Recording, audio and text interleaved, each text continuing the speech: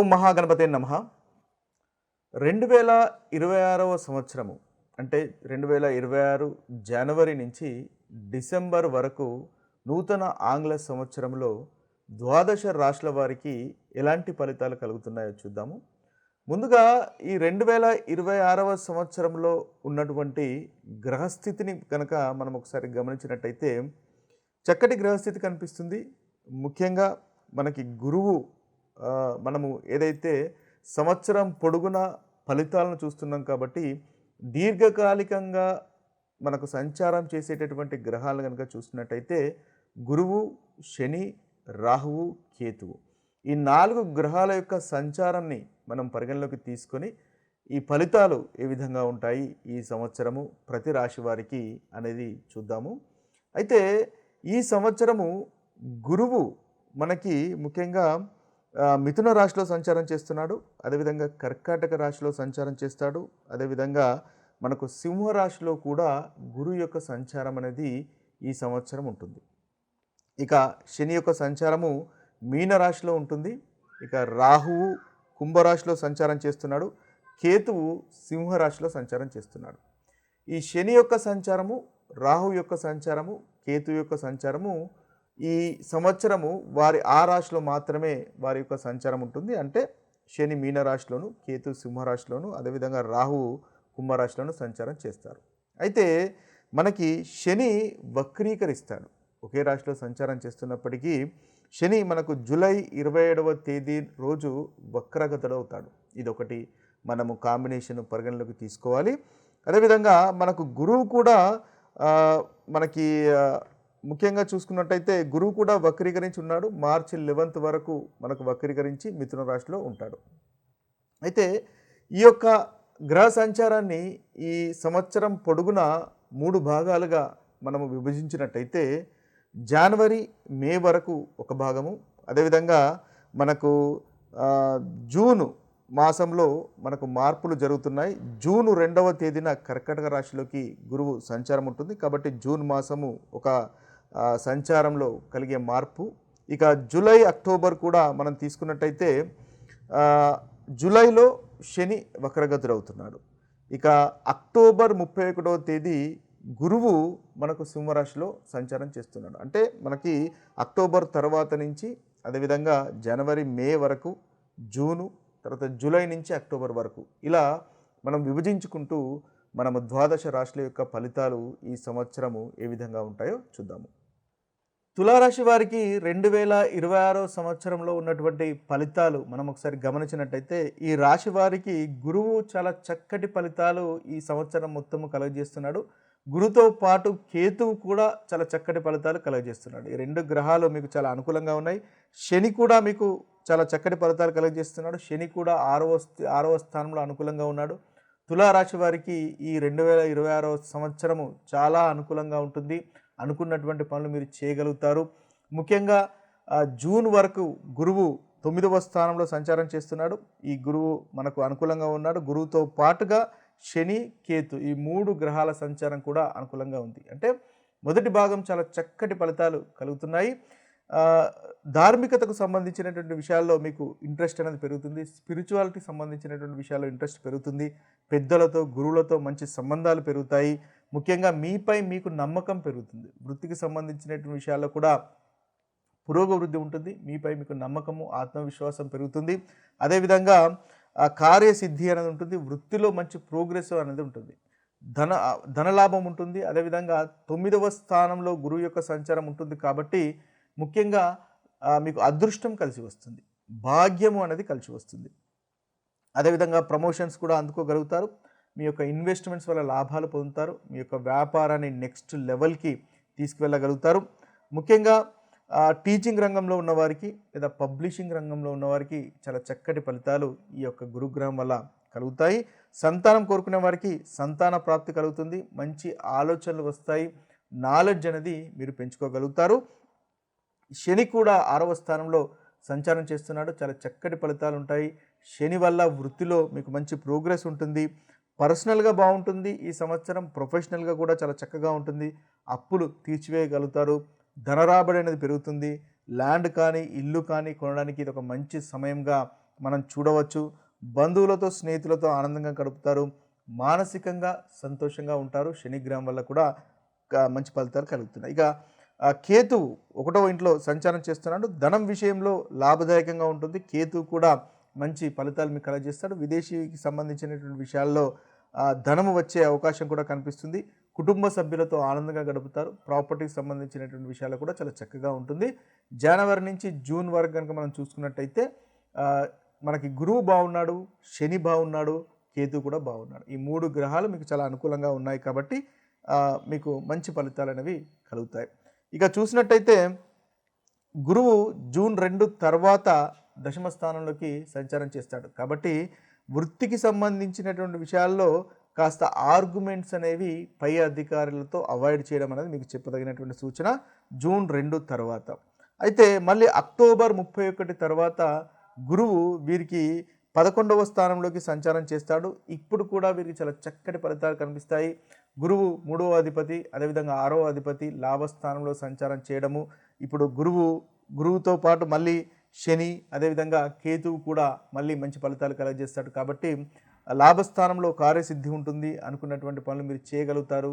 Promotions ఉంటాయి. గురుబలం పెరుగుతుంది. వివాహ ప్రయత్నాలు మళ్ళీ అక్టోబర్ 31 తర్వాత నుంచి కూడా చక్కటి ఫలితాలు కలుగుతాయి. వీరికి వాహనాలు కొనడానికి మంచి సమయంగా చెప్పవచ్చు. అన్నింట అనుకూలత, ధనలాభము, ప్రొఫెషనల్స్ కానీ పర్సనల్గా కానీ చాలా చక్కగా ఉంటుంది. ఓవరాల్గా చూసినట్టయితే గురువు జూన్ వరకు చాలా చక్కగా ఉన్నాడు. ఆ తర్వాత అక్టోబర్ 31 తర్వాత నుంచి మళ్ళీ చాలా చక్కగా ఉన్నాడు. గురువు అనుకూలంగా ఉన్నాడు. శని ఈ సంవత్సరం మొత్తము అనుకూలంగా ఉన్నాడు. కేతువు కూడా ఈ సంవత్సరం మొత్తము అనుకూలంగా ఉన్నాడు. ముఖ్యమైనటువంటి 4 గ్రహాల్లో 3 గ్రహాలు చాలా చక్కటి ఫలితాలు కలగజేస్తున్నాయి. కాబట్టి ఈ సంవత్సరం మొత్తము తులారాశి వారికి అనుకూలంగా ఉంటుంది. అయితే రాహు 5వ స్థానంలో సంచారం చేస్తున్నాడు. కాబట్టి సంతానానికి సంబంధించినటువంటి విషయాల్లో కాస్త జాగ్రత్త అవసరం. సంతానంకి ఆరోగ్య సమస్యలు వచ్చే అవకాశం ఉంటుంది. లేదా గురుగ్రహం యొక్క అనుకూలత ఉంది, సంతానం కలుగుతుంది. అయితే రాహు 5వ స్థానంలో సంచారం చేయడం వల్ల ఆ సంతానం కలగడానికి కాస్త చిన్న చిన్న అడ్డంకులు వచ్చేటటువంటి అవకాశాలు మనకు కనిపిస్తున్నాయి. ఇవి స్థూలంగా తులారాశి వారికి 2026వ సంవత్సరంలో ఉన్నటువంటి ఫలితాలు. అయితే మనము ఈ రాశుల అన్నిటికీ ఈ యొక్క గ్రహాల యొక్క సంచారాన్ని ఆధారంగా చేసుకొని మనకు కలుగుతున్నటువంటి ప్రతికూలమైనటువంటి ఫలితాలు అధిగమించడానికి, మనకు కలుగుతున్నటువంటి చెడు ఫలితాలను పోగొట్టుకొని మంచి ఫలితాలను ఇంకా ఇంక్రీజ్ చేసుకోవడానికి పరిహారాలను కనుక చూసినట్టయితే మనం ముఖ్యంగా మేషరాశి, ధనస్సు రాశి, కన్యారాశి, మేషరాశి, ధనస్సు రాశి, కన్యారాశి ఈ 3 రాశులకు ఈ సంవత్సరము కేతుగ్రహము అంతగా అనుకూలంగా లేడు. కాబట్టి ఈ 3 రాశుల వారు కేతుగ్రహానికి సంబంధించినటువంటి పరిహారాలు చేసుకున్నట్టయితే మీకు చాలా చక్కటి ఫలితాలు కలుగుతాయి. ముఖ్యంగా కేతుగ్రహం అంటే కేతు యొక్క మంత్రాన్ని మీరు ప్రతిరోజు పఠించవచ్చు.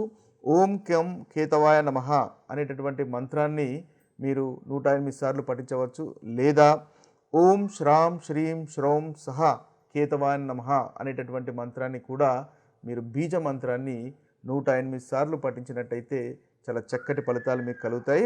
అదేవిధంగా మంగళవారం కానీ శనివారం కానీ ఒకవేళ మీకు ప్రతిరోజు కనుక కుదరకపోయినట్టయితే కనీసం మంగళవారము, శనివారము సాయంత్రము ఈ కేతుగ్రహ మంత్రాన్ని పఠించినట్టయితే ఈ సంవత్సరం మొత్తము కేతు వల్ల కలుగుతున్నటువంటి ప్రతికూలమైనటువంటి ఫలితాలు ఈ 3 రాశుల వారు అధిగమించగలుగుతారు. మేషరాశి, ధనస్సు రాశి, అదేవిధంగా కన్యారాశి. ఇక మిగతా రాశులు కనుక చూసినట్టయితే వృషభ రాశి, కర్కాటక రాశి, మకర రాశి, తులారాశి, మిథున రాశి. ఈ యొక్క 5 రాశుల వారు రాహు కేతువుల యొక్క మంత్రాన్ని పఠించినట్టయితే వీరికి చక్కటి ఫలితాలు కలుగుతాయి. అంటే ఈ సంవత్సరంలో ఈ రాశుల వారు రాహు యొక్క గ్రహానికి సంబంధించినటువంటి పరిహారాలు చేసుకోవాలి. అదేవిధంగా కేతుకు సంబంధించినటువంటి పరిహారాలు కూడా చేసుకోవాలి. అంటే ఈ 2 గ్రహాలు ఈ రాశుల వారికి అంతగా అనుకూలంగా లేవు. ముఖ్యంగా వృషభ రాశి వారికి, కర్కాటక రాశి వారికి, మకర రాశి వారికి, తులారాశి వారికి, మిథున రాశి వారికి. అయితే వీరు ముందుగా మనము చెప్పుకున్నట్టుగా కేతు మంత్రాన్ని, కేతు బీజ మంత్రాన్ని 108 సార్లు మంగళవారం కానీ శనివారం కానీ పఠించండి. ఓం శ్రాం శ్రీం శ్రౌం సహ కేతవే నమః అనేటటువంటి మంత్రాన్ని పఠించినట్టయితే చక్కటి ఫలితాలు కలుగుతాయి. అదేవిధంగా ఈ రాశుల వారు ఈ సంవత్సరం పొడుగునా గణపతిని ఆరాధించినట్టయితే ఈ కేతుగ్రహం వల్ల కలుగుతున్నటువంటి ప్రతికూలమైనటువంటి ఫలితాలు తొలగిపోయి అనుకూలమైనటువంటి ఫలితాలు కలుగుతాయి. అదేవిధంగా శివుడికి అభిషేకం చేసినా కూడా మనకు ఈ రాశి వారికి చక్కటి ఫలితాలు కలుగుతాయి. అయితే ఈ కేతుగ్రహంతో పాటుగా మనము రాహుగ్రహానికి సంబంధించినటువంటి పరిహారాలు కూడా చేసుకోవాలి. ముఖ్యంగా రాహుగ్రహం అంటే దుర్గామాతను కనుక ఈ రాశుల వారు ఈ సంవత్సరం ఆరాధించినట్టయితే చక్కటి ఫలితాలు కలుగుతాయి. అనుకున్నటువంటి మీకు పనులు నెరవేరుతాయి. ముఖ్యంగా రాహు యొక్క బీజమంత్రాన్ని కూడా మీరు పఠించవచ్చు. ఓం భ్రాం బ్రీం బ్రౌం సహ రాహవెన్ నమః అనేటటువంటి ఈ బీజ మంత్రాన్ని 108 సార్లు రాహుకాలంలో ఉదయం 7 గంటల నుంచి 9 గంటల మధ్య లేదా సాయంత్రము 4 గంటల 30 నిమిషముల నుండి 6 గంటల వరకు పఠించినట్టయితే వీరికి రాహుగ్రహం వల్ల కలుగుతున్నటువంటి ప్రతికూలమైనటువంటి ఫలితాలు కూడా తొలగిపోయి అనుకూలత అనేది కలుగుతుంది. ముఖ్యంగా నాగదేవతకు సంబంధించినటువంటి పూజలు కానీ చేసుకున్నట్టయితే మీకు ఈ రాహుగ్రహం వల్ల కలుగుతున్నటువంటి దుష్ఫలితాలు ఏదైతే ఉన్నాయో రాహు కేతు వల్ల కలుగుతున్నటువంటి దుష్ఫలితాలు తొలగిపోతాయి. అంతేకాకుండా శివునికి కూడా మీరు ఈ సంవత్సరం పొడుగున ఈ రాశుల వారు శివునికి సంబంధించినటువంటి పూజలు కనుక చేసుకున్నట్టయితే చక్కటి పరిహారాలుగా ఉపయోగపడతాయి. ఏదైతే ప్రతికూలమైనటువంటి ఫలితాలు ఉన్నాయో ఆ ప్రతికూలమైనటువంటి ఫలితాలు తొలగిపోతాయి. ఇక మనం చూసినట్టయితే సింహరాశి, వృశ్చిక రాశి, కుంభరాశి, మీనరాశి ఈ మిగిలిన 4 రాశులు సింహరాశి, వృశ్చిక రాశి, అదేవిధంగా కుంభరాశి, మీనరాశి ఈ 4 రాశుల వారు మాత్రము రాహువు, కేతువు, శని ఈ 3 గ్రహాల యొక్క పరిహారాలు చేసుకోవాల్సినటువంటి అవసరం ఉంటుంది. అంటే ఈ సంవత్సరం పొడుగున మీకు ఈ 3 గ్రహాలు దాదాపుగా అంతగా అనుకూలంగా లేవు. కాబట్టి ఈ ప్రతికూలమైనటువంటి ఫలితాలు తొలగిపోయి అనుకూలమైనటువంటి ఫలితాలు కలగడానికి ఈ 3 గ్రహాల యొక్క పరిహారాలు అనేది చేసుకోవడం ఉత్తమము. మనం ముందుగా చెప్పుకున్నట్టుగా ఈ రాహు పరిహారాలు, అదేవిధంగా రాహు బీజ మంత్రాలు, అదేవిధంగా కేతు బీజ మంత్రాలను పఠించండి. వాటితో పాటుగా శనికి సంబంధించినటువంటి పరిహారాలు కూడా చేసుకోవడము ఈ రాశుల వారికి అనుకూలంగా ఉంటుంది. ముఖ్యంగా శనీశ్వరుణ్ణి ఆరాధించండి ప్రతి శనివారము. తద్వారా చక్కటి ఫలితాలు ఈ 4 రాశుల వారికి కలుగుతాయి. ముఖ్యంగా ఓం శనిశ్చరాయ నమః, ఓం శం శనిశ్చరాయ నమః అనేటటువంటి మంత్రాన్ని మీకు వీలైన సార్లు మీరు జపించుకున్నట్టయితే ఈ 4 రాశుల వారికి పరిహారంగా ఉంటుంది. అదేవిధంగా నవగ్రహ శాంతి హోమాలు కూడా చేసుకోవడం వల్ల చక్కటి ఫలితాలు ఈ రాశుల వారికి కలుగుతాయి. శనిదేవునికి నల్లని నువ్వుల నూనెతో కనుక మీరు దీపం వెలిగించినట్టయితే ఈ సంవత్సరం పొడుగునా ఈ రాశుల వారికి చక్కటి ఫలితాలు కలుగుతాయి. అదేవిధంగా బీదలకు కానీ లేని వారికి కానీ వస్త్రాలు దానం చేసినా కూడా మీకు చాలా చక్కటి ఫలితాలు కలుగుతాయి. అదేవిధంగా నాగదేవతకు పూజలు చేసినా కూడా మీకు ఈ రాశుల వారికి చక్కటి ఫలితాలు కలుగుతాయి. ఏదైతే ప్రతికూలమైనటువంటి ఫలితాలు ఉన్నాయో ఆ ప్రతికూలమైనటువంటి ఫలితాలు తొలగిపోతాయి. ఇవి స్థూలంగా మనకు 12 రాశుల వారికి ఉన్నటువంటి పరిహారాలు, ఈ సంవత్సరం చేసుకోవాల్సినటువంటి పరిహారాలు. మరొక వీడియోలో మరొక రాశి ఫలితాలతో కలుద్దాము. అంతవరకు సెలవు. సర్వే జన సుఖినో భవంతు. సర్వే సుజన సుఖినో భవంతు. నమస్తే.